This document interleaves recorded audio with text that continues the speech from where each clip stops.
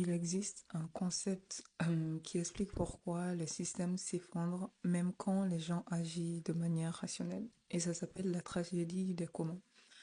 C'est une idée qui a été popularisée par un écologiste, Gareth Hardin, en 1968, qui avait expliqué pourquoi quand une ressource est commune, donc partagée par tout le monde, chacun a intérêt à en prendre un peu plus.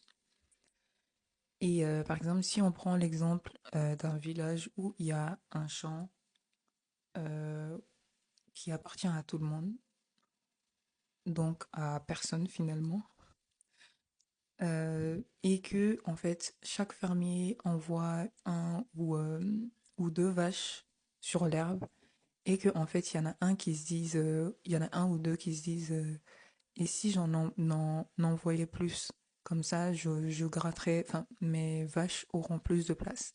Et donc si chacun commence à réfléchir comme ça, finalement il n'y a plus d'herbe parce que l'herbe est détruite et la terre avec.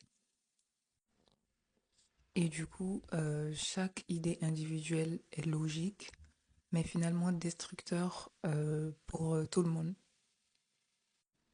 Et cette idée peut être transposée au monde de l'entreprise, par exemple dans une équipe ou lors d'un projet commun, quand il y a un problème et que chacun se dit que quelqu'un va sûrement s'en occuper, donc personne n'en prend la responsabilité. Et je pense que ça arrive souvent dans des équipes ou même dans des projets où il y a un problème de leadership.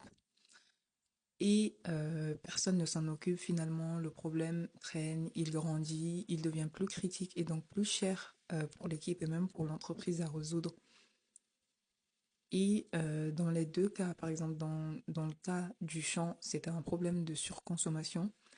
Et dans le deuxième, par exemple le cas de l'entreprise, c'est un problème de responsabilité diluée.